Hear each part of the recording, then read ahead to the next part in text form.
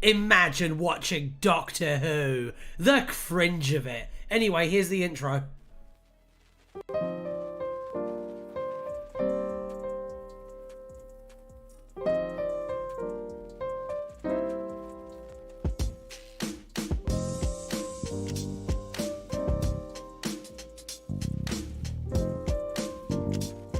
Hello! Hi. It's Tardis Wiki Roulette. The show where we Tardis a Wiki Roulette. I still need to adjust this. Oh my god. Hello! I saw all your suggestions, by the way. They've all been added to the wheel. Oh my god! Oh, Wonder Woman! The Great Alan Generator! Yeah, Aristide, mate. I always check all of the suggestions while I'm doing the like stream starting soon thing. Basically, like I always, because you guys usually send them in like really fast. So like I always try and do them like beforehand to like save time and stuff. You know what I mean? Generative Alan, Pinkie Pie. I'd Pinkie Pie onto the wheel. I'll be right back. Okay. I love you. Okay, so today we're going to do a couple of spins and then we're going to talk about Lux for a little bit because I have some thoughts on Lux that I want to cut into another video and put out as a review. And then we're going to go back to spinning wheels, hopefully. Assuming I don't get unzipped. Salad? Eat my salad. I'll pop that one on. Salad. Okay. Yes, Lux chat. We're going to chat about Lux today. Don't you fucking worry about that. I got some thoughts, mate. I got some thoughts.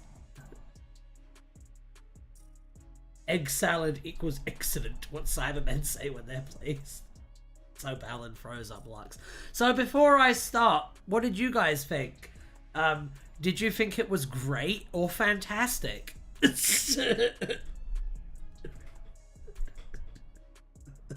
Russell asked me to ask you guys, did you think it was great or fantastic? Wrong answers will result in an execution. I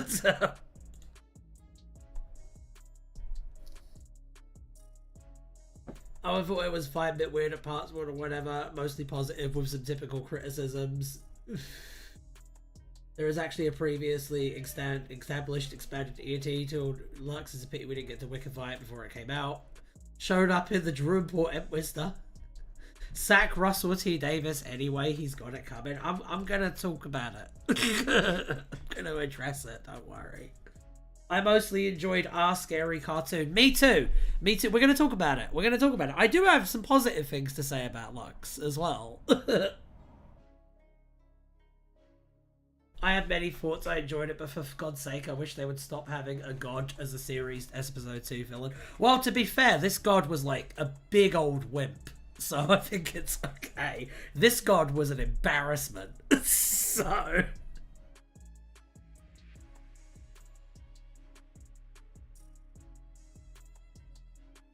Rain's very funny how these Pantheon episodes follow the formula of an auteur story, but with other things instead of prose writing.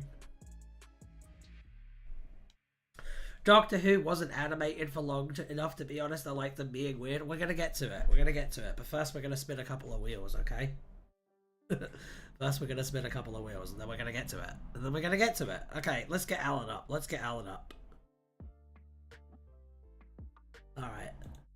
You ready for your first spin of the day? You ready for your first spin of the day? Okay, let's go.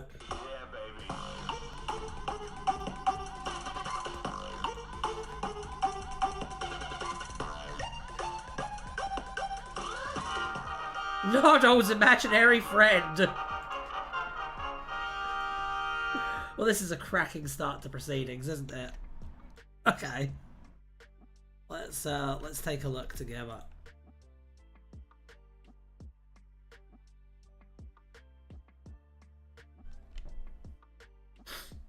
Okay. Okay. Noddle once had a male imaginary friend. After learning that Bill had created an imaginary version of her mum, Noddle revealed that he also had an imaginary friend. He stated that this friend left him for someone else, which he sarcastically said was charming. Given Noddle's tendency towards humour, particularly in tense or uncomfortable situations, and also given the unlikelihood of an imaginary friend transferring from one person's imagination to another, it's likely that Noddle was not being serious about that.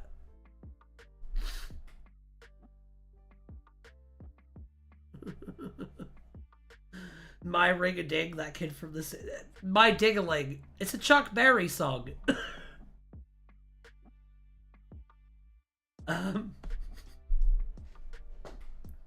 The gods being bound by easily exploitable rules is annoying. I know. How else do you defeat them, though? You nuke them. You nuke them. That's a very simple solution. I am all for if we ever find out that heaven is real and that the Christian God is real, just shove a nuke up his ass. I'll sort it out. It must. Generally, priests don't like it when I make that point.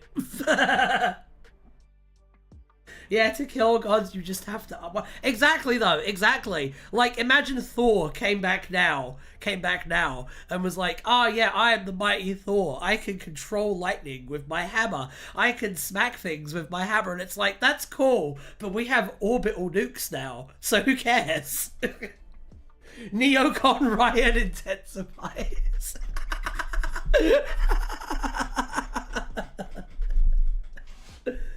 Personally, I'd easily defeat... Just shine a torch on him!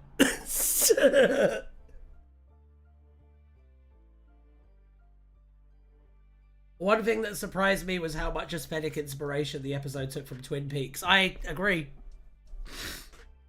I mean, Thor would still be badass. Yeah, against another human being with a hammer, yes. I do not think he could stop a fucking round from an Abrams tank, though.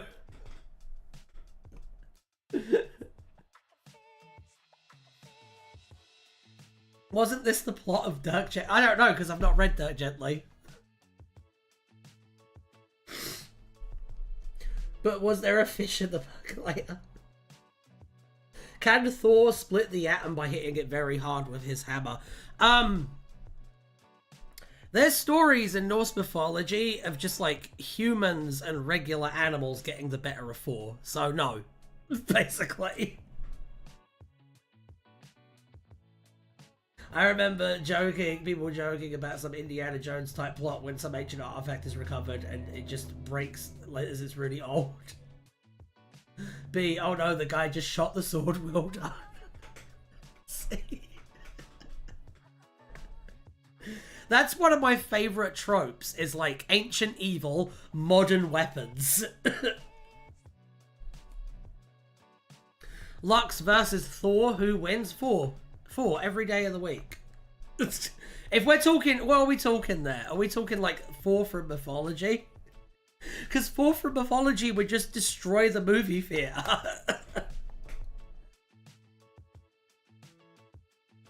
Imagine he shows up during a showing of the Polar Express.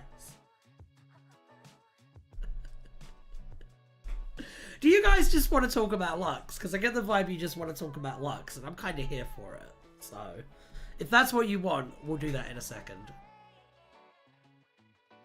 Let's go back to the wheel for now, though. Let's do one more spin before we get onto that segment of the show. Yeah, baby. I do want to do wheel spins. I want to do wheel spins for a bit, too. Let's indulge in the premise of the show. Father Time, set visit, short story.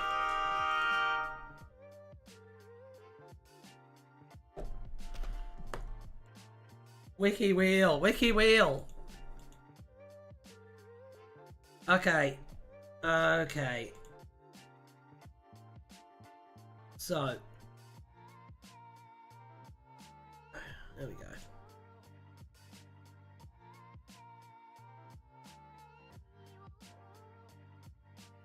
Okay. Father Time Set Visit was a short story released on the BBC Cult website on 15th of January 2001 to coincide with the release of BBC 8th Doctor Adventures novel Father Time. It depicted a what-if scenario about the 8th Doctor adventures were actually television stories broadcast on BBC One. It was referred to as an introduction to Father Time on the novel's respective page on the BBC Cult website. No author was credited, however its inclusion on Lance Perkins' page on the BBC Cult website is likely that he wrote it. As this story, a what-if, was more of a fictional depiction of reality as opposed to any explicit attempt to portray events taking place in the Doctor Who multiverse, the wiki currently treats the story as an invalid source. A person talks to Paul McGann, who comments on the filming of a scene set in winter in July. Today, the BBC are filming a car chase sequence on a winding road a few miles out from Buxton, Derbyshire, which is doubling for the fictional town of Greyfriff. McGann professed that he has little to do, despite actually having a lot to film. A crew of 3 to 4 special effects people are set up in the scene for filming. McGann and Minnie Driver are going to be in a car chase. However, the entity that will be chasing them, Mr. Gibson, will be a CG edition. The person knows little about what is being filmed. The person absorbs how Deborah's Cord 14 is being packed with explosives. The person then takes the opportunity to speak to scriptwriter Lance Perkin. The person is taken aback by the number of people working on just filming this one scene, and Perkin agrees, noting that while he is a writer, it's not his job to bring everything to life, which he thinks is a good thing, as he gives an example of the car chase sequence. How can it be two-dimensional on paper, but given life through stylized cinematography, editing, and music? Parkin then asserted that Doctor Who could not work in any other medium. The person then talks to a costume designer who explains the choices of costume for the Doctor, Deborah, and Mr. Gibson. From the costumes, the era of Father Time setting is the 1980s. World building. Paul McGann drinks coffee. Greyfriff is one of the main locations for Father Time, which is part of the 2001 season of Doctor Who, the 5th year of McGann in the role. The special effects people only add a little fake snow to the scene. The rest will be added by the Pennant Hill Farms using CG. Pyrotechnic experts suggest that Father Time will feature lots of explosions. This is a better story firsthand.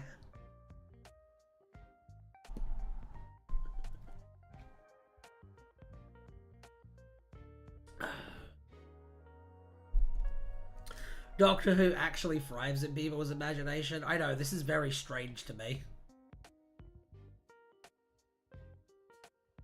The Doctor's new costume has a new romantic look, which looks very Vivienne Westwood, although not including eyeshadow or war paint.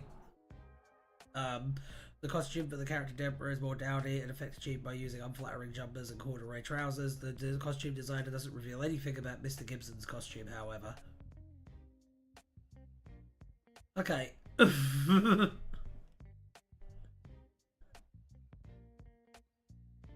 All right, let's do another one. Let's do one more. Yeah, baby.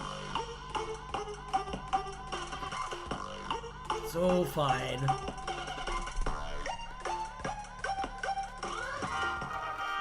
Dan Starkey in Universe. Isn't he the Strax guy? Dan Starkey is the guy who plays Strax, right? I'm not, like, insane for saying that, am I? Let's find out. Yes, it is. An unnamed man demonstrated Strax's advice about watching The Day of the Doctor in 3D. The man developed a mild headache after wearing a pair of glasses, then rubbed his eyes while muttering, "What was the point of this exactly?" The man also wore a t-shirt with "Reverse the Polarity" written on the front. While he was left unnamed in Strax Saves the Day, it's pretty self-evident that Dan Starkey played himself in the respective scene. It's very meta. Okay. Okay. Oh, the time has come. The time has come. Let's go and find this page. There. There. This fucking guy right here, this fucking corn giblet, is who we're talking about today. Now in barbecued Dalek flavor, Dan Starkey Wiki Shrine. Okay. Tape will be rolling in 1 minute, guys. Alright. Alright, the time has come to talk about Lux in excruciating detail. He didn't make my heart bell sing for 0 out of 10. First off, I want to know what your opinions on Lux are. So just give me your quick capsule reviews of the episode in the comments, and I will read them out. What even is a heart bell? Well, the thing you have to understand about that, Aristide, is that Russell T Davies is not a musician, and so can't write lyrics. That's the answer to that. But whatever, Lux discussion. Yeah, it's RTD and his lyrics. I know, it's terrible, man. Kind of bag up. Yeah, it'll never end, and yes, it's very controversial. He should have said, I missed a scare, but dop. That should have been so cool. But is he a writer? Yes, and that's why it's so frustrating, Nick Simmons. Yes. The fact that he's capable of better is why this episode is frustrating for me. Okay, so let's see. 8 out of 10, overall good, well written and executed, but with flaws in the fine details, such as the characterization of the fans and the annoying Pantheon lore stuff that's going on. Alright, that's 1. Your rating is a little higher than mine.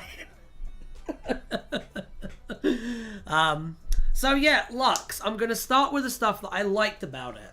Okay, I'm going to start with the stuff that I liked about it, and then I'm going to talk about the rest of the episode. I'm waiting for your opinion to form mine. Okay, let's start with the good stuff. Because I feel like being, like, nice first. Okay, I fucking loved Alan Cumming in this. I thought that Mr. Ringading was great. I thought, like, he was effervescent and charming and genuinely really funny. I thought he was good, and he was kind of scary when he needed to be. Ha Cumming. Yes. That stuff is good. I liked him as an individual villain. I think that I think that let's see, what's the best way of putting this? I would have preferred it if he was a standalone villain. I don't think it needed all of the god stuff. I think Sandifer was too high on it. I don't know what Sandifer wrote. I haven't read any of Sandifer's comments on this one. I only have my own comments to go off of. 7 out of 10, I liked it. I like revisiting. I think the Pantheon stuff is not the best, as God should be saved. Also, how did the God of Light get too much light? We're going to talk about it right now, in fact. Yeah, I thought that was very weird. I thought it was very weird that in a Doctor Who, a show about coming up with clever solutions to defeat the bad guys that you would never see coming, ultimately resorted to using the same trick that Goku used to defeat Yakon in the Boo saga of Dragon Ball Z. It's insane to me. He's the god of light. And just being outside was too much light for him to handle. What the fuck? What a loser. What a fucking scrub of a villain. My god, he's lucky that he travelled to the 1950s when everyone had rocks in their heads. He's very lucky that he transported to maybe the stupidest period in human history, or we would have been fucked. Okay. RTD tried to set up his own weird fantasy universe because he thinks that's what Zoomers are into, so we get low-level aliens being called gods. I know! For real, though, Vishan Singh. For real. Like, Lux is like the dude that you show up as the alien threat before the master steps out of the corner and goes, haha, I was the real villain the whole time. Fuck these guys. It's that. I don't know. Alright, so that's Lux sorted out. I do have other things to say there. The character, not the episode. I still have lots to say about the episode. Hello. I think it makes sense to defeat a hubristic would-be god of an elemental by confronting him with the real thing. Alternative story where... The problem with that is that they explicitly state, no, this guy is the god of light. Like, the problem is that he's not a would-be god. He explicitly is a god. Lux is a beta male. Yeah, so I like Lux, And I really liked the old man who runs the theater and his story about like wanting to like be with his dead wife again. That was some really good, like, emotional human storytelling, the type of which Russell honestly excels at.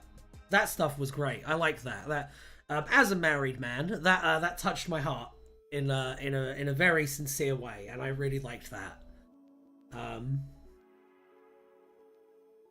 Well, there's God and God. Weren't we just saying how actual mythological Thor was kind of a wimp in some ways? God doesn't have to mean omnipotent. The problem is, Aristide, this is a universe where a regular gun has the strength of 50 squillion atomic bombs, Clara! So, like, yeah, no, if someone's called a god, I'm going to assume they're a lot more powerful and potent than any god from mythology, except for the big G one. Like, straight up, I expect it. I expect it, and if they're not at least that, if they at least couldn't, like, bust Skaro, no, get out. Get out. You're nothing. Okay, but legit, Maestro was legit quite powerful, as was the Toymaker. Yes, and Lux isn't. Good point, Najawin. Maestro and the Toymaker actually come off like small G gods. This guy does not.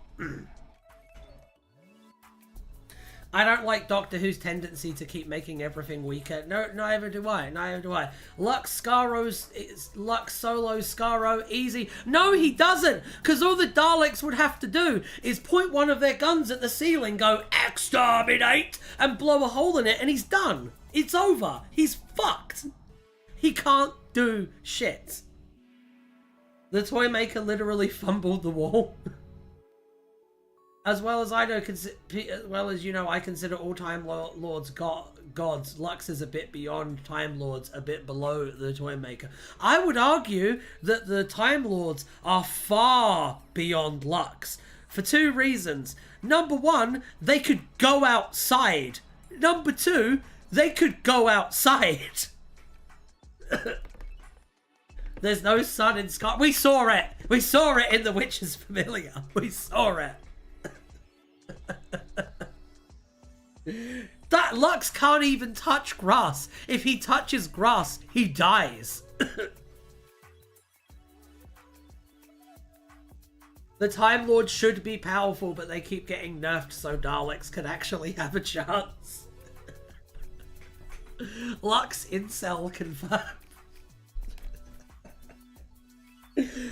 Yeah, okay, so we've established that Lux is not shit. Lux dissolves in light. Time Lords can dissolve if they fall into a time storm. Yeah, there's a lot more light than there are time storms, though, aren't there? Where would Zagreus be on the Pantheon? Non-canon. RTD doesn't know what that is, so it's non-canon. That's the answer to that. The other stuff that I had an issue with. All right, we're gonna break it down one after the other, I think, because there's a lot of things. First off, let's talk about basic story structure. Hey, it's our favorite segment where Ryan explains basic writing theory to a chat full of writers. All right, here's what I want to know. When did Belinda start trusting the Doctor? When did that happen? At what point did the Doctor earn Belinda's trust? What was the story beat in Lux where that happened? I want you guys to tell me. I want you guys to tell me, because I think it's a lot like Mothman in that it doesn't fucking exist. Vibes. The Doctor manipulated her by convincing that Dinah person. He was just being so Sigma that she had to trust him. Literally woven into the fabric of the universe, part of the structure of history. He deliberately showed her the good he could do.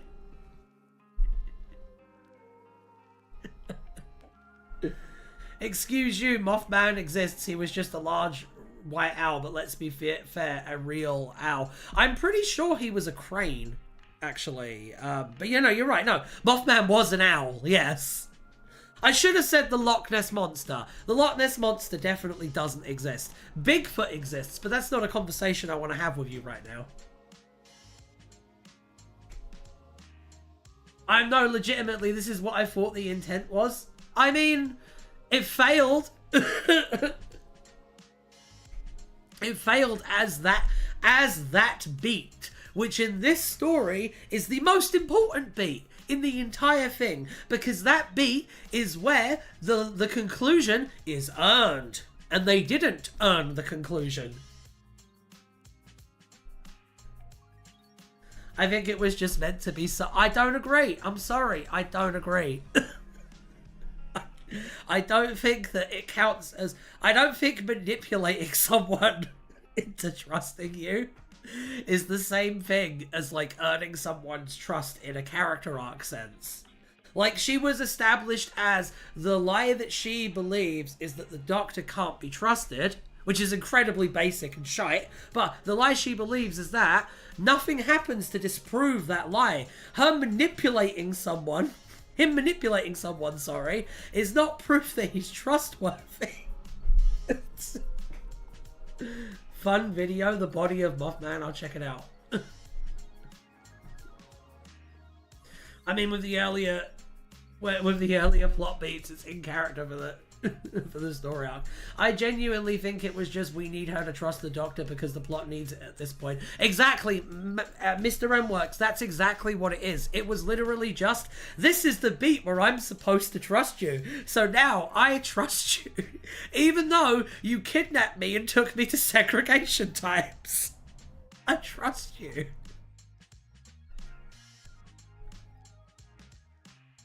I liked, we're going to talk about that now, actually.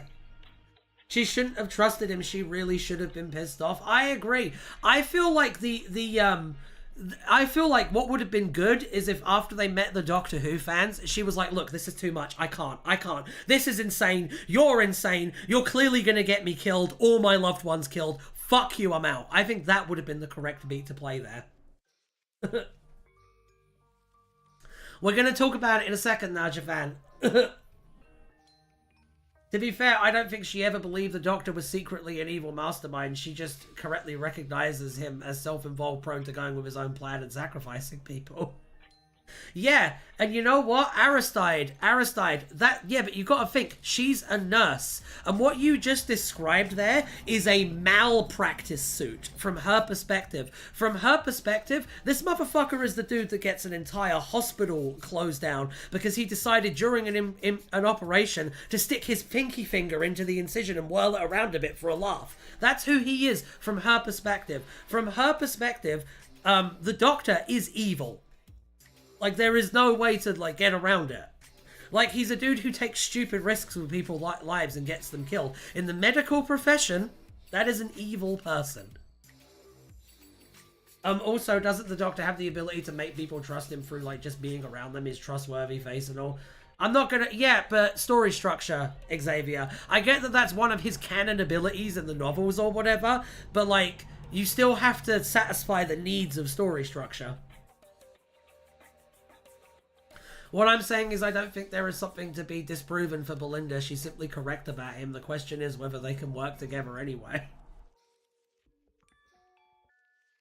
Now, I mean, like, you've also got to think, the first time they ever met, he killed like 50 patients. Like, when he shut off power to that hospital ward in the first episode in the Incel Revolution, he killed people. He did. No emergency lighting came on. That entire ward just lost power, and yeah, people died for certain during that. She doesn't know that, so it's okay. Why is that not acknowledged? I don't know. It's really weird. Maybe Russell just doesn't think sick, poor people are people. I don't know. It's more Barbara and Hartnell coming to work together than anything else. That is an arc you pay off in episode 4, not in episode 2. It was a funny gag, no implications at all. Yeah, unless you're one of those people who thinks... This show is not good at acknowledging bad implications. And on that note, I would now like to talk about how the episode handles segregation. I think that having the Doctor essentially say, look, racism isn't my problem, I'm just here to have fun, is really, really, really white privilege-y. Like the bit where they get held up by a cop with a gun in 1950s Alabama, and he decides to just mouth off at the dude, even though he's got someone standing next to him who he has a duty of care to protect, and this dude is looking for an excuse to shoot him.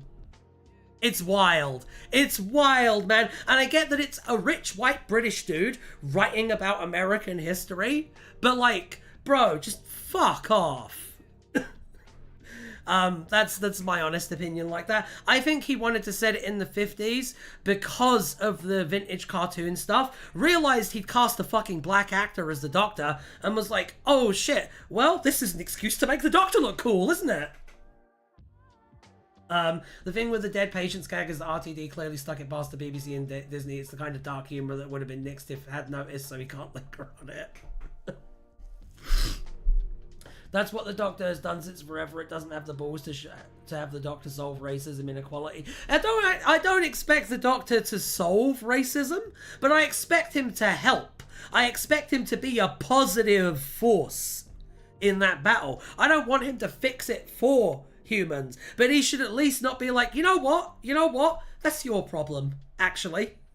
Especially when it's coming from a man who has spent 99% of his existence as a white dude, as a white aristocrat, I would like to add. I mean, he could solve it, yes, but I mean, they're never going to do that because it's a BBC show, and BBC shows are all about how status quo must be maintained at all times.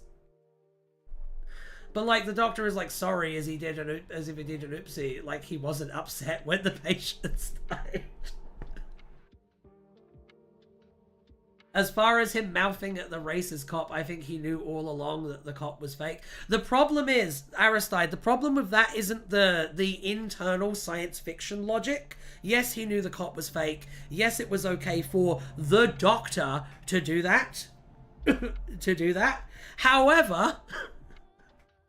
However, if you're a black man living in the US, that scene comes off very, very, very strange and tone deaf.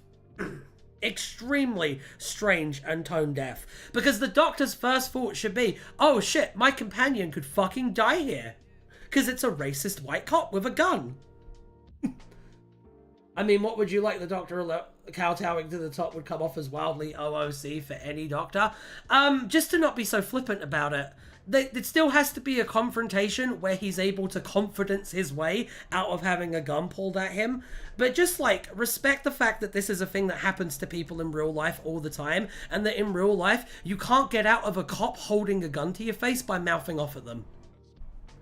I don't know, it just came off as wildly irresponsible to me. There's a right and a wrong way to do it. Not kowtowing, but having a level of respect for the danger of the situation. 100% Najawin gets it. Najawin gets it. There's a line. There's a line. I could easily reach for the gun.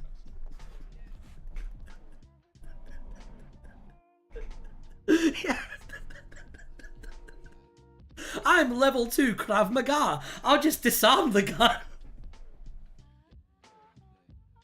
But I do agree with Aristide's interpretation as well. The weirdness stuck out to me. The way it's the weird, strange is deliberate. It foreshadows the wrongness of the situation. Why isn't the Doctor taking the... No, I agree. From like that perspective, it all adds up and it makes sense. And it is better than how the Chibnall era handled these sort of things.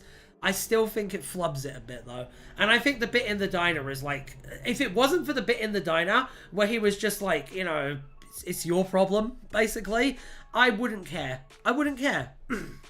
But there's those two things together, combined with the fact that, as we've said before, Russell T Davies went fucking Cupid me on Mickey and Martha.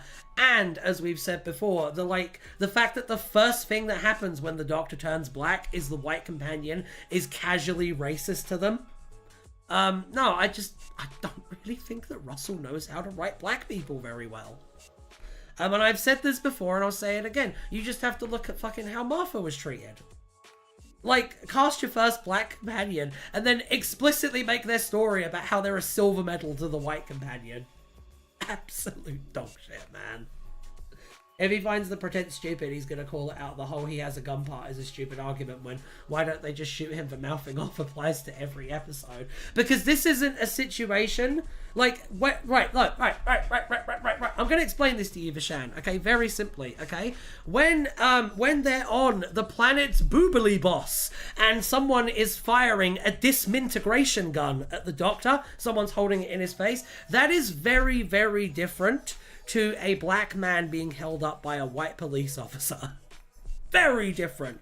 Because people don't get killed on Boobly across by disintegration rays in real life. But a lot of unarmed black dudes get killed by a lot of cops every single day. It's I don't know. It has unfortunate real world implications and it comes off very, very, very weird. Russell doesn't know how to write a lot of people IMH. Especially in the 50s, yes. And like, I know we literally normally have a ban on talking about real world politics, but in this case, the gloves are off, baby. It was a farcical thing to do. I've had strong thoughts about Rose Noble in general. Wait, was binary, non-binary not good trans representation? I was informed that it was excellent trans representation. Didn't they make it so that Rose was like turned into a trans woman by the meta crisis? Don't they heavily imply that in that episode? Whole thing's weird. There is a massive difference to sci-fi threats and real threats that appear in a sci-fi story. Yes, I agree. All right. So next point. I've hammered on this point enough.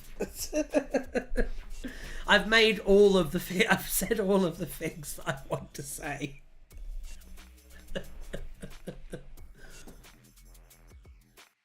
It's like if Let's Kill H-Word wasn't a comedy farce but actually portrayed real threats to real people. No bueno. Yes, no, I agree, Najawin. I think the only way to land Let's Kill Hitler was to make it like a weird carry-on film. I 100% agree.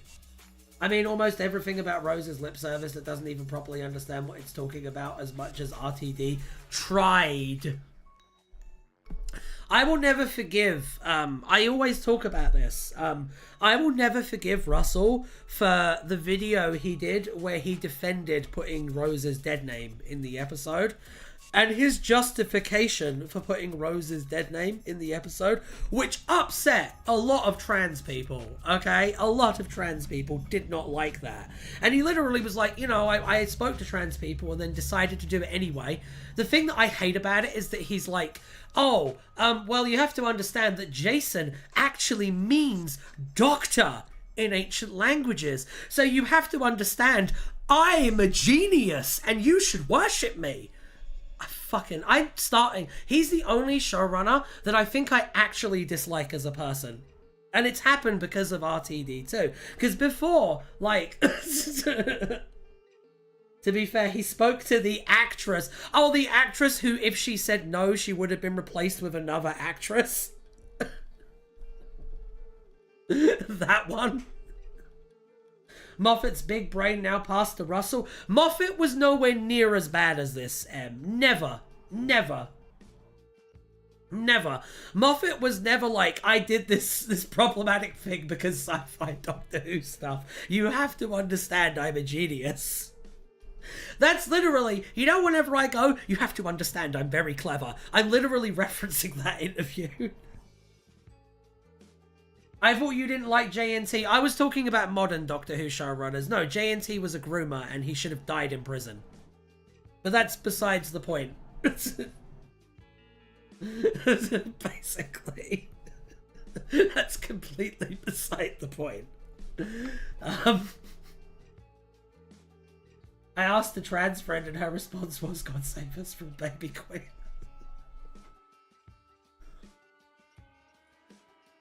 I don't like RTD. I'm sure he wouldn't have instantly fired her for saying using a dead name is bad. This is unreasonable to RTD. The man is 61. He's going to get shit wrong. Hey, counterpoint. RTD knew about John Barrowman and Noel Clark and didn't do anything about it. And he also almost killed an extra. So, no, I think he probably would have fired her if she said no. That's my counterpoint. Ryan, no politics. Ryan, after a couple of wheel spins. Okay, good point. Thank you. Like, the worst thing that Moffat ever did was yell at a producer. The worst thing that Russell ever did was let Noel Clark assault 20 women. They're not the same. They're not the same. Wait, did he? He had to know. He had to have had at least one complaint come to his desk. And if he didn't, that is dereliction of fucking duty right there. Either he knew and he's culpable, or he didn't know and it was fucking obvious and he was incompetent. Those are the only two ways about it. Because the cast were literally... There's literally a joke in the final thing about John Barrowman harassing people. Yeah. I don't know. He's the only one that I feel like I wouldn't get along with. Like, in real life. Chibnall actually seems like a really, really, really lovely man who's just a little bit dim. Moffat seems like a bristling egotist, but there's a decent person underneath all that. Russell? Mad King. Mad King. He's a fucking Targaryen. Very online. I'm only basing this off of off of my own experiences. The Barrowman thing is a bit of a crapshoot because every single cast member knew and no one raised a stink. This is why Barrowman pulled the I have dirt bullshit defense. A lot of crew people who've worked on Doctor Who, have said that Barrowman's behavior was like out of order and that the actors were basically protecting him. A lot of people, like, the thing you have to consider is that, like, a lot of the times when John Barrowman was doing, like, stuff, or when Noel Clark was doing stuff, they were doing it to crew. They weren't doing it to cast, okay? And I don't know if you know this, but the way it works in a TV production is you have the producers, okay? Then you have the cast, then you have the dirt, then you have the worms in the dirt, then you have the showrunner's stool, then you have the crew. That is how it works on TV productions. And most of the time when people are like, oh yeah, but the cast said it was fine. Even Tennant is the one who said the line about John Barrowman getting his cock out. So yes, unfortunately. A Shark Tale reference. A Shark Tale reference. I was referencing Team 4 style in 2025. Next, I'm going to start talking about the goo guy from Sky High. But no, for real, we haven't even gotten to the bit about fans.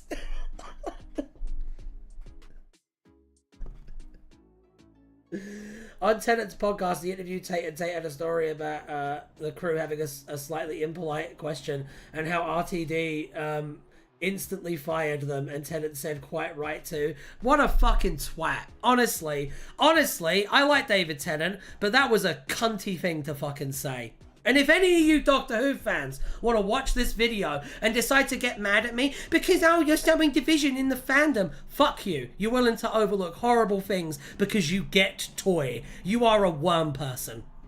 Now that we've addressed that, I'm definitely leaving that in the fucking video. So yeah, Tennant 2, I guess. I think it's going to be crazy, some of the stories that are going to come out about this era.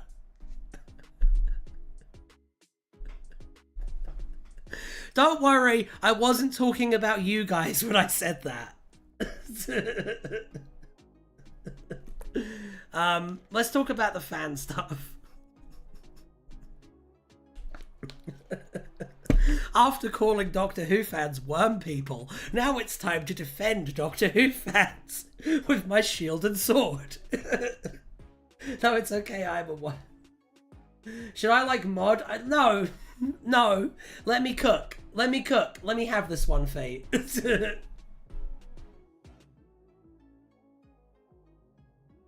There are also writing free fans all agreeing that Big Blink was the best adventure is baffling. No, you have to understand. I get it. I get it, Mr. M Works. Let me explain it, okay? The Blink thing was, he knew that he couldn't just say, oh, hey, it was midnight. Midnight is the best Doctor Who episode ever. He knew he couldn't credit an episode that he wrote because it would come off monstrously egotistical if he did. So, he had a story that Stephen Moffat wrote while he was showrunner.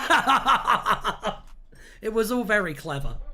Not gonna lie, it's good to understand that no actor is immediately trustworthy and the blind loyalty people have to them is borderline dangerous. I wouldn't even argue borderline. I would argue it's dangerous. Remember that time someone tried to kill the president because they wanted to impress Jodie Foster? No, I'd say it's actually dangerous. That's a real thing that happened, by the way. Look it up.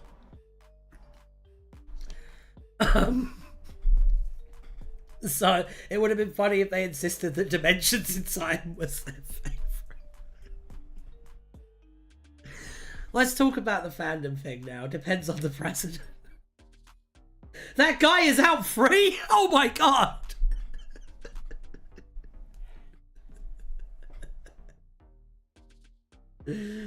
Yes, they all choose classic Who stories. Some of them do seem okay. You shouldn't just blindly trust it. Tennant, Eccleston, or whatever. Not Tennant, Capaldi. Yeah, Capaldi seems alright. Capaldi seems extremely down to earth. Capaldi just seems like he wants to hang out with his wife and do theatre now. And I really respect that, to be honest. Okay, Kyle Gaff.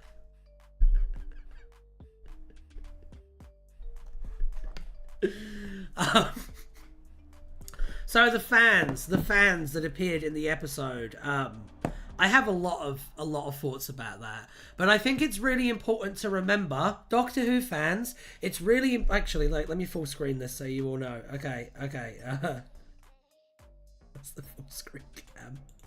Here it is. Okay. Remember, Doctor Who fans, you're annoying and your life doesn't matter. We've been Something Blue Audio. Alright, where is this now? I'll never forget when Capaldi said he wanted rats to crawl up his ass. Oh dear. He could have said Heaven Sent, but most of the fan base... No, he could have said Heaven Sent. Most people would probably say Heaven Sent, yes. Alright. So yeah, no, the Doctor Who fandom bit, it was really weird because you could tell that it was meant to be like a love letter, and it was really meant to be like sentimental, but Russell could not help himself. He had to.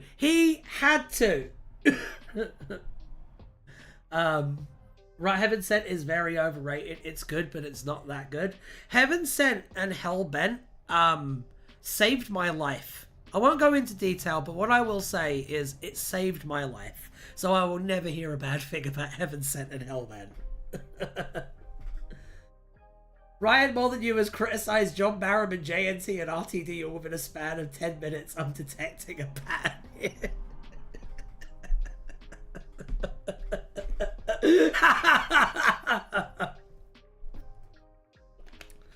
When does my homophobic era begin? Speaking of homophobia, the biggest issue that I had with this fandom thing, and like, I do feel personally slighted, yes. I feel like there was a lot of contempt in that scene that like bled out from Russell. I'm always very interested as a writer myself in kind of looking at what the writer is trying to say and what they're feeling in the moment. And all I could feel coming from the screen when he was doing that scene was contempt. Just contempt. He would rather that we as Doctor Who fans just did not exist. He wants the Breaking Bad fans. You know what I mean? He wants the prestige TV drama fans. Or he wants 8-year-olds. There's no in between. And for some reason, he seems to be equally trying to appeal to both. Theory, RTD also hates himself, undoubtedly. RTD would wish his meta moment was as good as the Five-ish Doctors reboot. The Five-ish Doctors reboot is a masterpiece. Also, I didn't like them almost being nerdy fans. Oh, but Ryan, what about Love and Monsters? I like Love and Monsters. I'm an ardent defender of Love and Monsters. I think Love and Monsters actually, like, criticized Doctor Who fans while also clearly having a great affection for them. I didn't catch all the affection towards Doctor Who fans in this new one felt so artificial.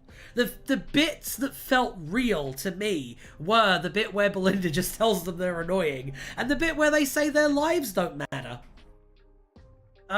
Those are the only bits that rang as completely sincere for me in that entire scene. And Love and Monsters depicted them as real people. And like, this is what bothers me, okay? Is like, look, as a YouTuber, as a Doctor Who YouTuber, okay? It's really difficult to be a Doctor Who YouTuber if you're not one of those far-right fucks, okay? It is. It's really hard to do this as a job, okay? It's already hard enough to do this as a job when, like, the show is fucking going under and it's shrinking and no one cares about Doctor Who anymore, okay? It is way harder to do this fucking job, to be there for Doctor Who, to be a passionate defender of Doctor Who, when they are literally giving ammunition and, by proxy, money to the far right. I've fucking had enough of it. That made me so angry. My first thought when that episode aired was Critical Drinker can buy a car off of that scene. I'm fucking so pissed off about that, man. I'm so pissed off knowing for a fact that Nerdrotic and Critical Drinker and all of those people are sitting there with fucking piles of money going and Russell just fucking bought them a bunch more. I'm so tired, man. I'm so tired. I think this episode broke me. I think this actually broke me. I don't know if I like Doctor Who anymore, because I know it doesn't like me. I know it doesn't want me around.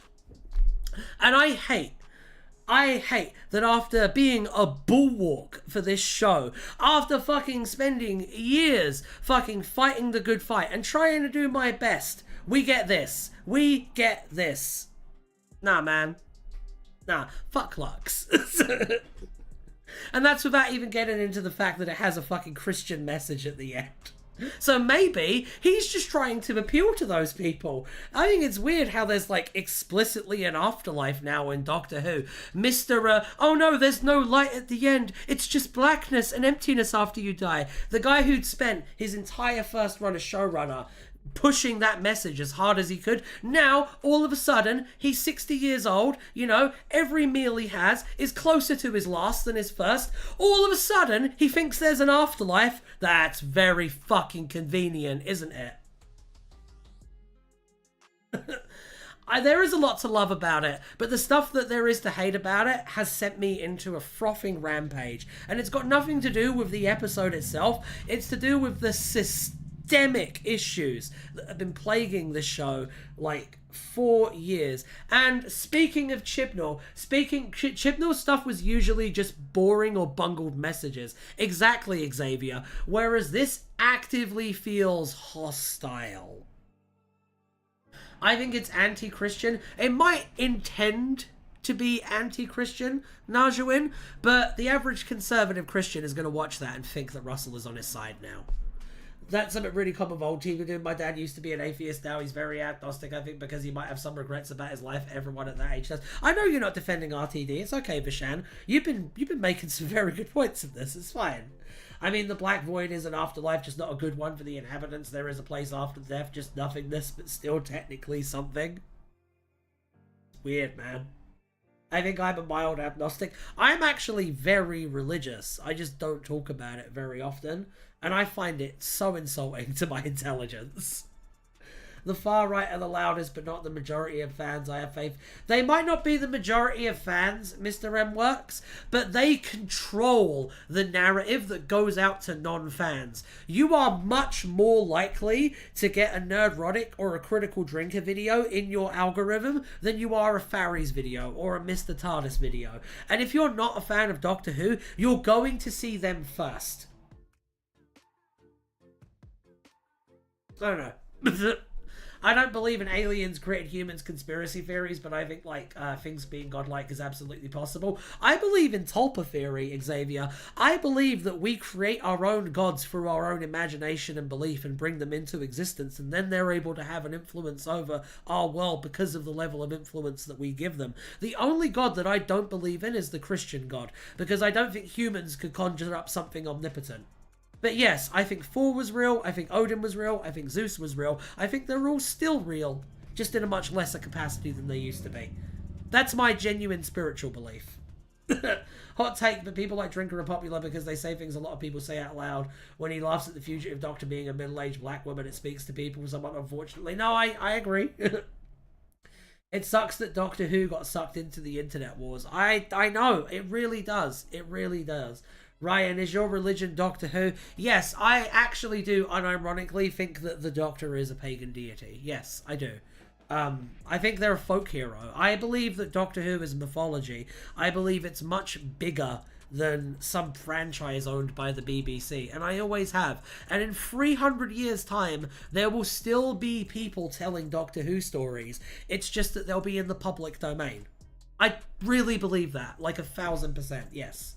And I also think that when Doctor Who is at its best, it can actually teach a lot of really beautiful and valuable lessons to people. Like, I will never stop going on about how much insight the Peter Capaldi era gave me on death. It's frustrating. I found out that from the leaks and RAP Doctor Who was in there. It seems like they've just given up on controlling leaks on quality. It really does. Which Christian god act as purist or maximally being great? I don't know. The big guy. I agree. Far right Whotubers are too much of an influence. If you look at the most popular far right Whotubers versus every other Whotuber, the far right absolutely dominates the not far right. Like, Critical Drinker has more of a following than Faries, Mr. Tardis, Dom, fucking Over and Audios, all of those people. He has a bigger following than all of those people put together. He endorsed Ron DeSantis for a thing, and it actually meant something. It's terrifying. And the only fucking counter against it is fucking RTD giving them ground. It's insane.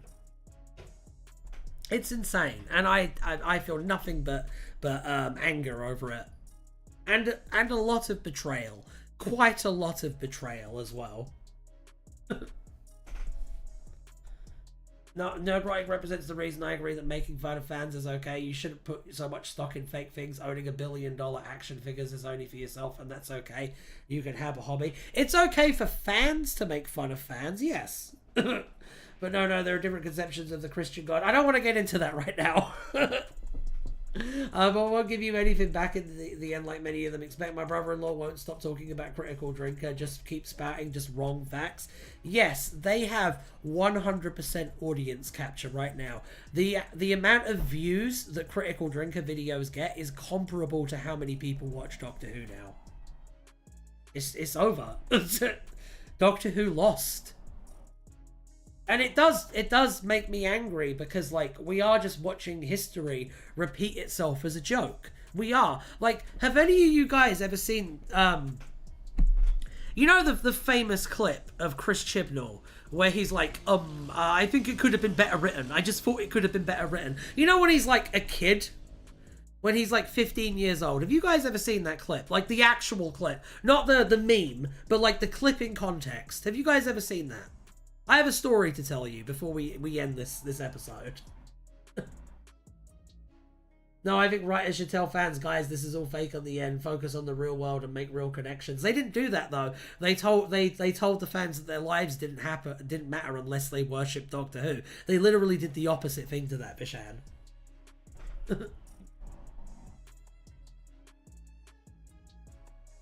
And I am aware that fiction is not real. I am also aware that I am a Doctor Who YouTube content creator and my livelihood is dependent on the show being successful, and I like eating. So I would like for the show to be successful, please.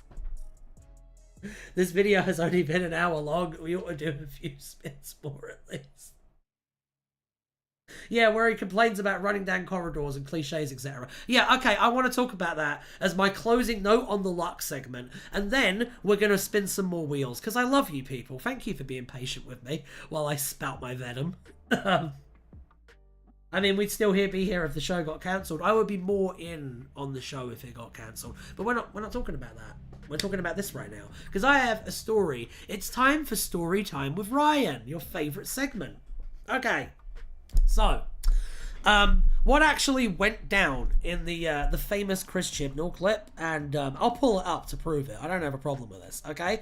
But what actually happened during the famous Chris Chibnall clip was they had a bunch of Doctor Who fans on to talk about the show, okay? And Chris Chibnall was like, "Look, I didn't like it. Basically, like I thought it was bad."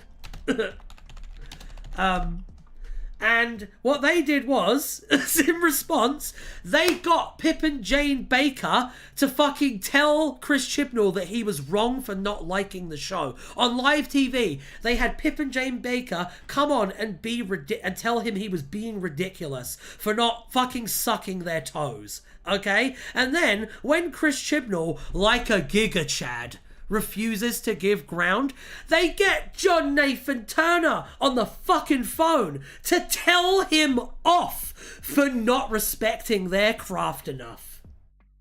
That literally happened, okay? I'm not done yet, by the way. I'm not fucking done, so don't change your dial. Flash forward a year. Flash forward a year, okay? Right. I'm grabbing an image, and you're going to see this image, and it's going to blow your mind forever, okay? You love me for your passion, don't pretend otherwise. Okay, we're doing this. Okay. So, after Chris Chibnall rightfully calls them out for making dog shit and serving it as filet mignon, okay, we get this. You cannot tell me that this, okay, and this are not meant to be intentional parallels to each other. They took Chibnall, okay? Made him a caricature on the show of fans, and then brutally murdered him. Okay? They did that out of spite. Out of petty spite towards a child. Okay? Ryan, why are you making me feel bad for people now? Alright? So, what I am saying is that the scene with the fans, okay, is the history repeating itself as farce version of Chris Chibnall standing up to free professional TV writers and then getting turned into a parody and then murdered on screen. What is this character? That's WizKid from The Greatest Show in the Galaxy. You know, the parody of Doctor Who fans for doing the disgusting, immoral thing of not liking the show when it's shit? That guy. In hindsight, Chris Chibnall becoming a showrunner was actually a massive mic drop for him. Wow. It really was. It really, really was, man. And while I don't like his era, I have so much respect for that man. I have made fun of that man up and down, but I tell you what, he's a class act. I like him. I like him as a person. I like Stephen Moffat as a person. I don't know about the other dude. Doctor Who writer's ego be bigger than the universe? Is it a mic drop if you do a terrible job? If only he stuck the landing and didn't just do Pip and Jane stuff. Imagine how based it would be if his era was fantastic. Imagine, though. Honestly, imagine if the Chris Chibnall era had just kept the tone of The Woman Who Fell to Earth for its entire run. Not gonna lie, I think this show could do with a complete refresh with stuff. I agree. Because if you give it a chance to prove yourself to bullies and you fuck it up completely, you're just proving their point, as unfair as that is. I don't think that's true. I don't think that's true at all. And you know what? The Chibnall era is better than the Pip and Jane A. Baker era. It is. I'm sorry. It just is. There's one good Sixth Doctor TV story, and it's Vengeance on fucking Varos. It is. It is better. Well, the new writers for this series at least could have more opportunities. That would be nice. That would be nice. Anyway. This is the end of the Lux segment. So I suppose I should do a little... And if you like this video, check out this one now. And if you liked this video, make sure to check out this one, which has over an hour of Doctor Who lore. Bye!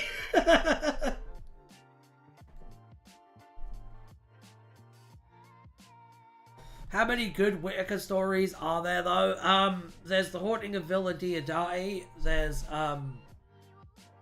that one that's set in Norway with the frog is quite good. War of the Sontarans is quite good. Village of the Angels is quite good. Am I done? I think I'm done. There you go. Village of the Angels is pretty good. It is quite good, yeah. I think it would have been better if it was a standalone episode, but it is quite good. I don't like any of those. I don't like them either. Just because I'm saying they're quite good doesn't mean I like them. I can think something is good and not enjoy it. I can think something is trash and love it. Power of the Doctor is popcorn busy but fun. It is. Ryan, you didn't mention the gripping political commentary Rosa because it's a big pile of shite. Why would I? And they're both in series 11. Ryan, I think you're trash and I love you. I love you too, Vishan. See, you get it. You get it. Absolutely. Anyway, we should go back to wheel spins now.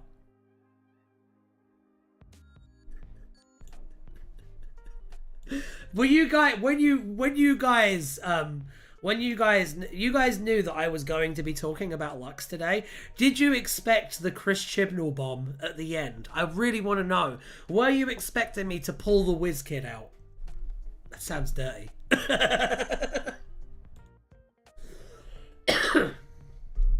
Alright. I do like Revolution and Eve of the Daleks. I like Revolution of the Daleks, but I liked it more when it was a Doctor Who Velocity fan film that they ripped off. I liked it more when it was that, to be honest. To be honest, I like that version more. With Fuckboy Davros in it. I think that's way better. I never connected the dots. Once you connect the dots, isn't it? It's like finding out about Operation Paperclip. It like changes your entire worldview. It was a rip-off. It was a rip-off of that. Yeah, no, 100% it was a rip-off of the Doctor Who Velocity Dalek episode. Really, well, I'm gonna need context. They do a story about a private company hiring out the Daleks as like drones, as like protection drones, basically. And then they go rogue and kill everyone. It's the same story. It's literally the same story. Chris Chibnall ripped off a fan film. I'm being real. I'm being real with you. And it's not the first time it's happened. You know that bit with the Doctor Who fans? That happened in a DW 2012 a year ago. 2 years ago, sorry. Fun fact. That literally happened.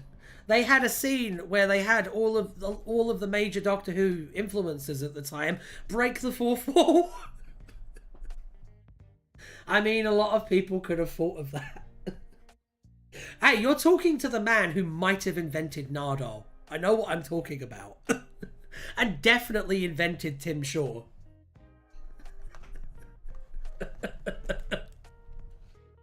Don't forget that. I was told I was told by a Doctor Who writer who will forever be unnamed, but whose name rhymes with Naimon Furrier, that don't be surprised if your fan film stuff shows up in the real show. But if it does, it's just a coincidence. Doctor Who influences is a concept I do not like. I don't like it either. I mean, I can't say that actually. That's literally what I am. Why don't you sue? Do you know how many high-profile plagiarism cases have won in court, Thomas? Do you know how many high-profile plagiarism cases in court have won? The answer is 1 in the 60s. There's no point. Ryan, you're one of the good ones. That's a good... Am I one of the good ones because I'm honest? Is that literally just because I don't like... I'm not a brand ambassador, basically. Also, fanworks make it much harder. They do. Unfortunately, when it comes to plagiarism, you can only really solve it with a baseball bat. So there's just nothing that can be done. The law is for those who can afford to buy it. We know it is. It literally is, yes. You just seem like a decent human being. I try to be. Law isn't for... No, I agree. Law isn't for justice. Also, court fees and lawyers would be free. Yes. You are awesome. Thanks, guys. I really, really do appreciate it. And you are right. Most Doctor Who influences are actually awful people behind the scenes. Like the vast majority of them. Remember when some guy tweeted out Deadpool should kidnap Chris Savage for the Christmas special, and they actually did it and then gaslit him into thinking they hadn't ripped him off? I didn't know they did that.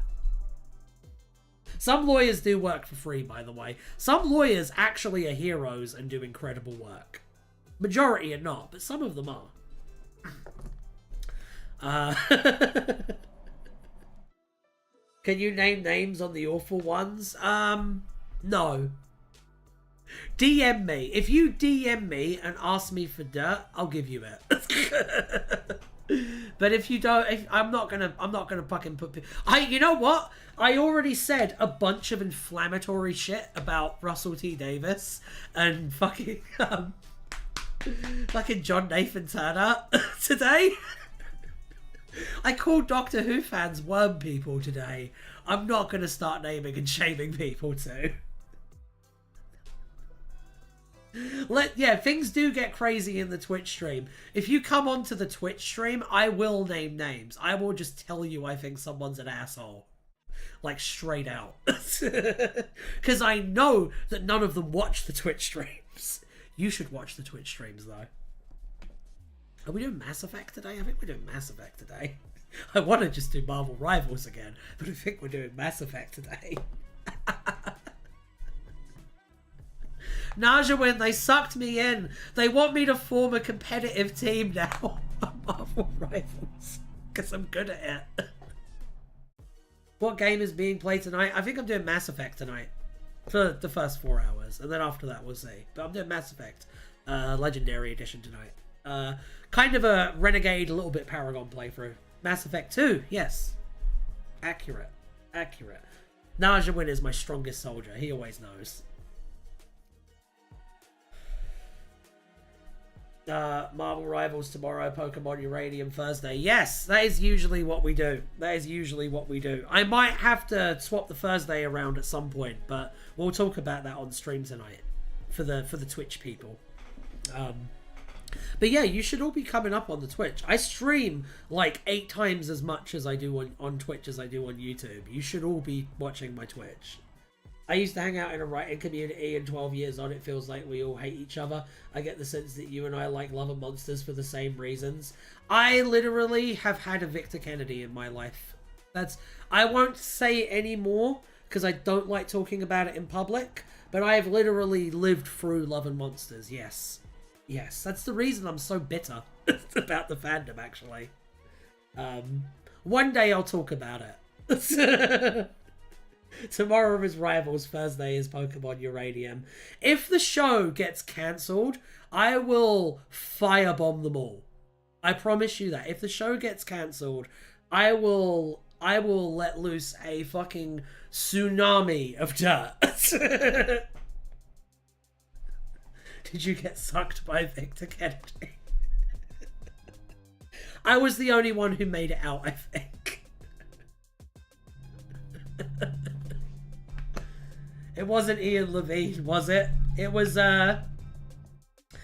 Ian Levine too. One day, I've got a video in me, and it's called Sex, Lies, and Audio Dramas. And one day I'll put it out, and I'll just fucking tell everyone everything. Who 18 years... There was a guy who ruined the community I was in by constantly power training. I checked back in, and he was still as rude to me as he was when I was 14. Apparently, he's been like that forever. That is crazy, man. That is crazy. I'm so sorry. I'm glad you found us, Vishan. If you ever want to talk to me about writing, you can. You just have to DM me on Discord. And find me on Discord. I'm always happy to talk to peeps about writing stuff. Even though I've had a writer's block for like a year and a half now. But that's because of trauma. Basically. From Doctor Who fans. That's not a joke. Alright, let's go. Which is why, like, when I had to come to their defense, like today, talking about Lux, I fucking hate Doctor Who fans. Like, I have had so many horrible experiences with the Doctor Who fandom. I'm literally in therapy because of Doctor Who fans. But, that is not your fucking place, Russell. It's not. Thankfully, you have us now, which is our... Can I be honest with you guys for a minute? Can I be, like, not kayfabe, like, slightly exaggerated? Haha, Ryan. Can I be real with you guys? Can I be real with you guys? You guys get me up in the morning. You guys are, like, the salt of the earth. I am so thankful every single day for you guys. You have no idea. You have no idea how much affection and warmth I have for each and every single one of you. I'm serious. I'm being 100% serious right now. Like, you guys are the real MVP. And I hope if there's any justice in the world, you guys are going to be the ones running Doctor Who in fucking 10 years. That's how I feel about it. I think you're all amazing. I really do. I really do. Even though I fight with you sometimes, and even though sometimes I yell at you, it always comes from a place of love. I have the utmost respect for all of you, and I will be always thankful for you taking the time to sit here with me every week. Now I've said that soppy bullshit, let's spin some wheels. Let's see. Oh, no, that's just WizKid again.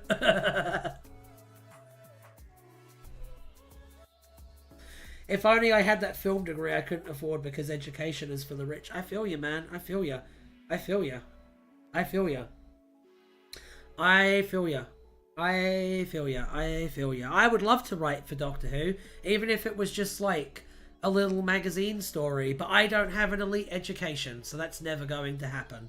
I am a working class kid from Tower Hamlets, and so that is just a dream that's not for me. You know what I mean?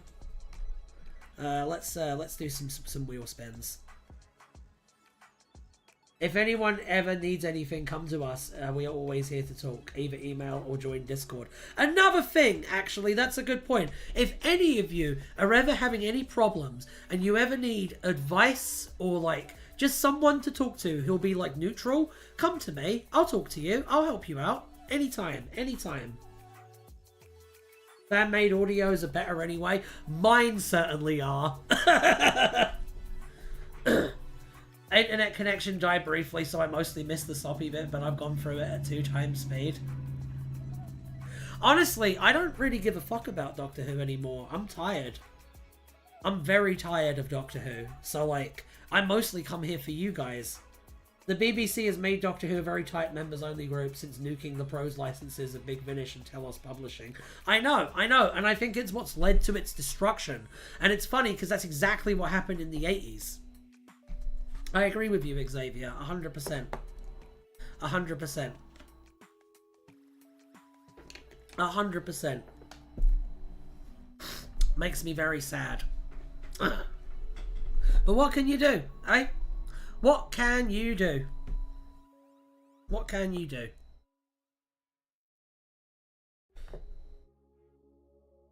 The only other people I care about when it comes to Doctor Who is some reactors who are legit enthusiastic about it. I like watching sometimes I like watching the reactors who are just like, they still have that like childlike optimism about Doctor Who, like that like effervescence to them. I think that's like life affirming. I really do. Do you think the English people only rule for Doctor Who writing is constraining? Yes, I think it's constraining, and I think it's racist. Yes, I do. I do. You ever think about the fact that what that actually means is that African Americans are banned from writing Doctor Who? If you're African American, you better forget about ever writing Doctor Who. You're not allowed. That is an explicit rule they have. Unless you seek, if they seek you out, the only way to get in is to defeat other fans in the Paul Sprague's Memorial Day competition to get a saccharine fuck flick turned into an audio. Seems like a pretty gross rule. It is a pretty gross rule. It is a pretty gross rule. I mean, I've done the Paul Sprague Memorial a few times and I've never won it. There's no point. Last time I did the Paul Sprague Memorial, I guess I can tell you about this now.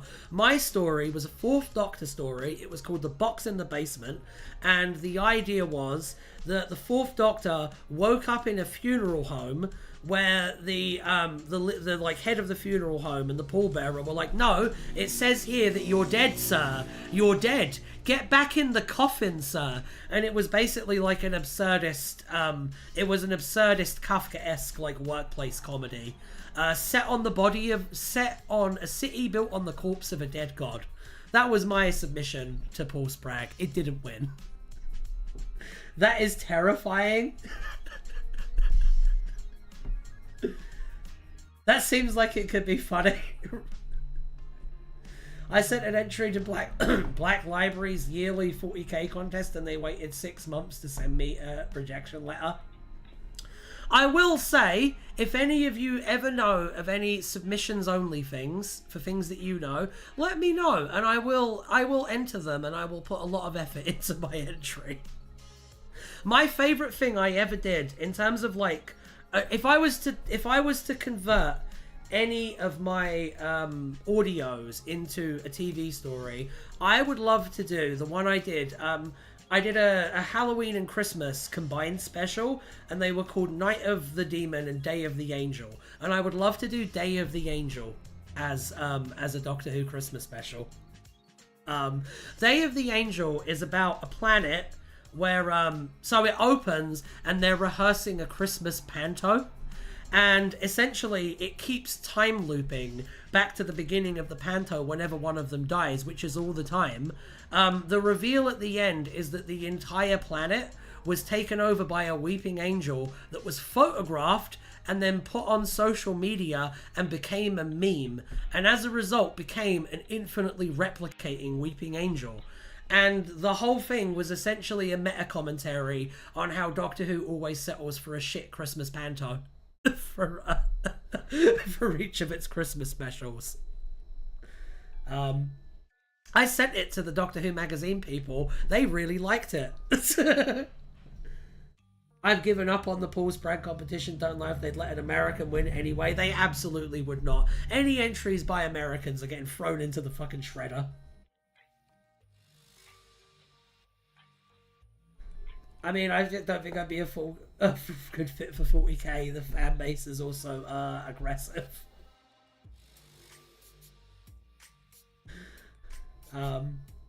So yeah, I don't know. I would like to break this writer's block though. That would be nice. Anyway, let's spin the wheel. Yeah, baby.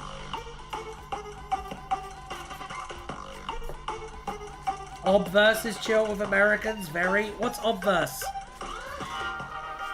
Penis gourd. We already looked this up. We already looked up the penis cord. Obverse. What's Obverse, Najawin? What's Obverse? The Faction Paradox Pros people? Obverse books? Oh. Let me have a look at this. Hang on. I'm Googling something. I'm Googling Obverse. Let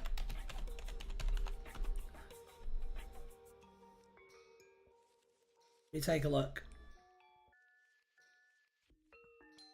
They also have a Paradise Towers spin-off series. Oh wow, this is cool.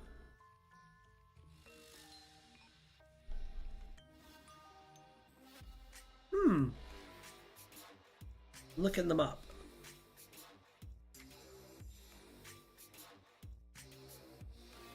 Huh. That is very cool. But yeah, if you guys hear about anything with submissions or anything, let me know and I'll do it. I'll do it. They also did the Morbius Doctor books. Let's see. Got a lot of ideas. I got a great story about Cybermen and debt slavery in me. Alright, let's go. Let's,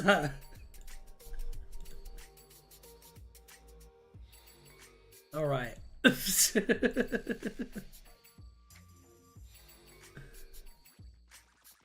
I'm also pretty proud of Predator and the Daleks. That one's pretty good. Yeah, baby.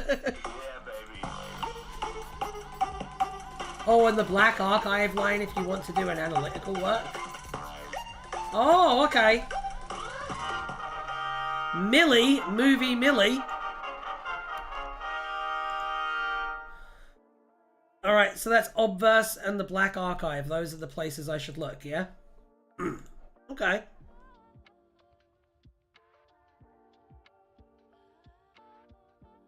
I would be very happy to do that. Black Archive is also Obverse. Oh no, this page. Just a different line for them? Oh, okay. I'm gonna go for it, I think. Millie once attempted to flee. Let's look at this. Millie once attempted to flee while screaming from the Doctor, who had degenerated during the chase. Her clothing ripped, which left her breasts exposed as she ran. The relationship with Millie and the Doctor is not expanded upon in the story, as Dickie Howlett stated in his autobiography, Drawing Breath. Movie Millie was an ongoing feature within the pages of Club International, and Millie was a porn star who every issue was teamed with Big John, a prodigious chap who could extend himself at least 45 feet.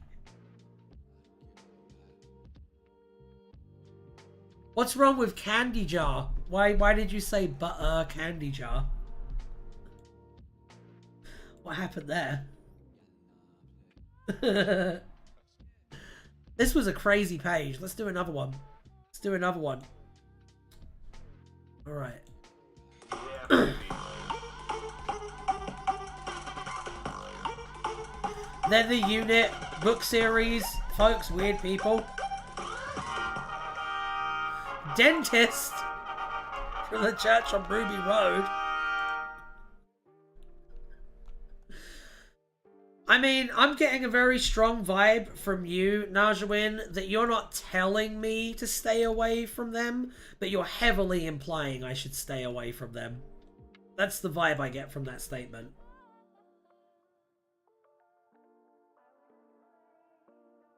I like them in spirit, but the stuff they put out just has no interest to me.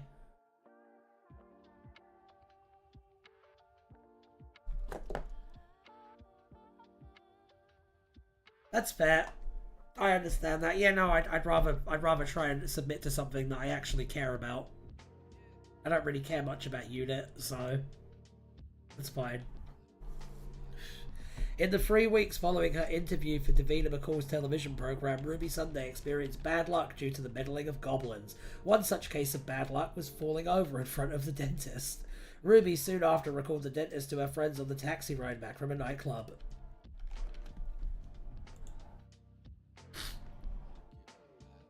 They put out a book. They put out a book where people were at a BLM protest for George Floyd and then went back in time to see slaves to understand oppression.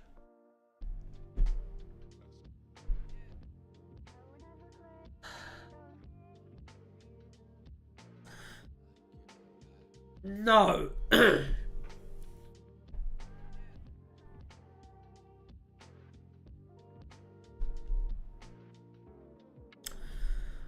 All I have to say to that is, Black Lives Matter and Uhuru. That's all I have to say to that. I support the liberation of our African brothers and sisters. And the white character said he understood discrimination too because he had alopecia.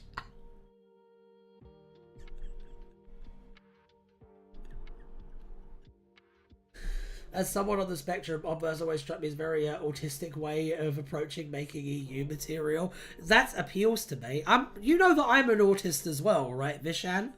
That's where my charm comes from. Hey, Jam, good to see ya. They're just telling me, Jam, they're just telling me about different obscure Doctor Who related publishing companies that I can submit stories to. So that I can end up on the wiki one day. Did not know that. Yeah. I'm a full autist, yes. Want to write for Obverse, but they're not giving me the opportunity. Well, we got to change that. Arc Beetle? I keep seeing Arc Beetle mentioned. Isn't that you guys one? Isn't that the one that you guys write for? I think autism is cool. I think people would be too boring otherwise. Okay. Have you read the Aquaman story where he cures Black Manta's autism?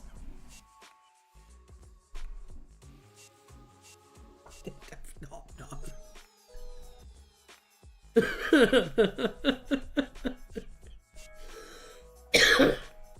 A lot of people in here write for Arc Beetle, yes.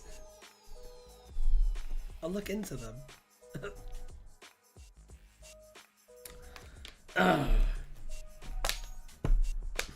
That would give me an excuse to give up making fan audios. A little context here, and I and several of my friends also have the thing. Well, welcome to the Covenant, my friend. Yeah, we are very autism friendly over here at Tardis Wiki Roulette. You will find that this is a safe space. All right.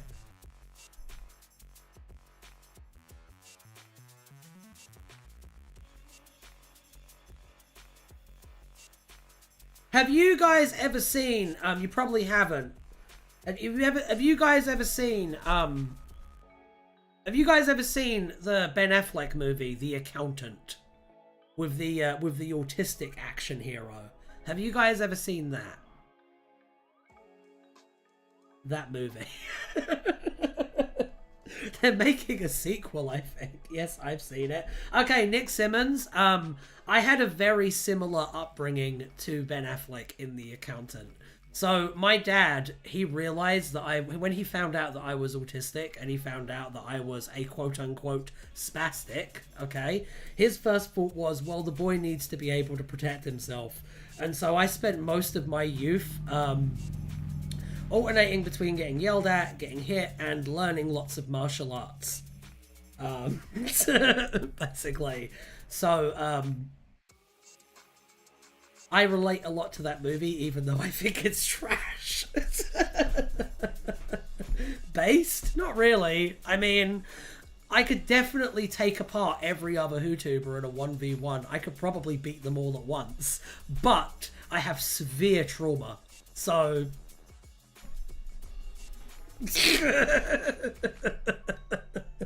I don't know. I don't know. But I do know that if me and Mr. Tardis ever came to blows, I would have that ass. Oh. Not that we would, because he seems like a wonderful chap. Apart from the gay emails thing, that was weird. Give and take, you know.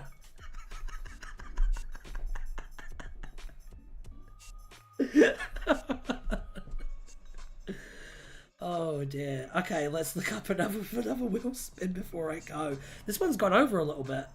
Damn. Mr. TARDIS deadlifts.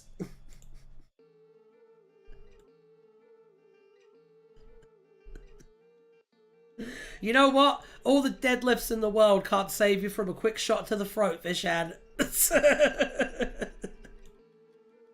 Alright, let's go. Yeah, baby.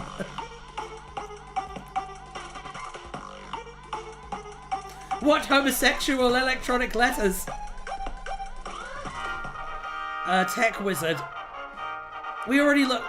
You know what? We already looked up Tech Wizard, so instead I'll tell you about the Mr. TARDIS gay emails and then I'll leave. Mr. TARDIS did a, he tried defending Disney's diversity hiring policies. You know, Disney will like hire gay people to be in movies and then cut them in a way where they can be deleted from the movie when it goes out to like Asian markets. You know how Disney does that? Well, Mr. TARDIS was defending that basically and saying, you know, on balance, it's still good. You know what I mean? And a lot of people who were in and out of the industry were like, what the fuck are you talking about, you corporate whore? Basically. And then Mr. TARDIS was like, look, I get many gay people in my emails thanking me for what I do. And that's the Mr. TARDIS gay emails thing. Is that he literally did the, I'm not homophobic, I have lots of gay friends. You just can't see them. They're off screen. Gaygate. It was a minor Twitter controversy, but he's never ever gonna forget it. I still like him though. I like Mr. TARDIS. Oh, okay, Ryan, you can write for the Drew Report at Wister as well. I want to do it. I will bring my A game to whatever I can do. All that all them F words in my emails. I'm so nice to the homosexuals. The gays love me.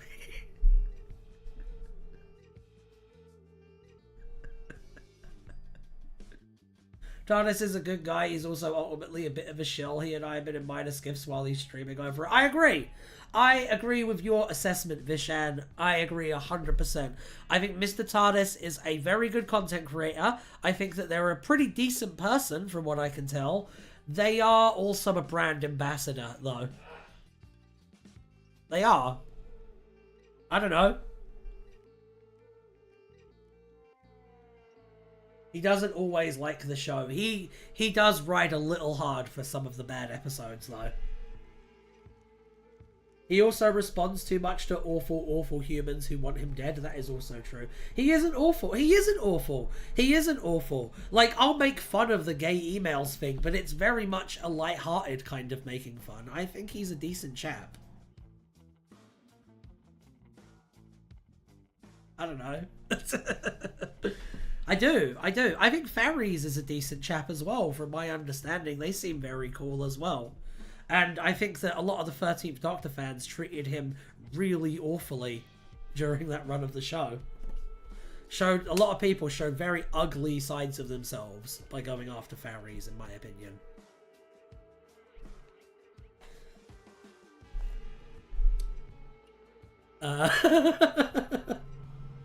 I don't really have anything else to add, to be honest. I think we're kind of just done here.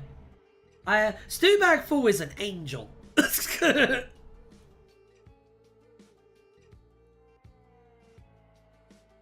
like Stewbag Fool a lot. I like Stewbag Fool's content a lot as well. I almost don't consider Stewbag Fool a Whotuber though, because like, while they do talk a lot about Doctor Who, they're more of like a media person now, like a general media person, I would say. I would say they're more of like an essayist now than like a Doctor Who person. That's the guy who made that Class web series, right? Yes. Stu has transcended being a Whotuber. He's one of the only people who've done Whotube to successfully move out of Whotube. And that's like really impressive. It only speaks to how good he is at what he does, to be honest. I'm outside, come find me. By the way, that series is canon. It got referenced in a probe thing. What about H Bomber Guy? Not a YouTuber, but he's a legend. H Bomber Guy is like the king of the internet. Najawin. H Bomber Guy is like, number one, he makes the best YouTube videos, just the best one, and number two, he's like the most unproblematic person in the fucking world. You know what I'm saying? Like, I don't know. I like H Bomber Guy a lot. You can tell Sherman looks at him as a semi-protege. Yes. One of his 10 videos is about Doctor Who. Shakes head. I know you don't like H Bomber Guy because he shat on Sherlock, but I'm a big fan. The guy does good work. The guy does good work. Living Flesh Supercomputer. I'll add that to the wheel real quick before we go. Also, his Doctor Who video was bad. Oh my god, are we going to have one of those moments? I think we're going to have one of those rare moments. Najawin, my brother in Bahamut. I agree with you. His Doctor Who video was kind of mid. That's why I don't really think of him as a YouTuber.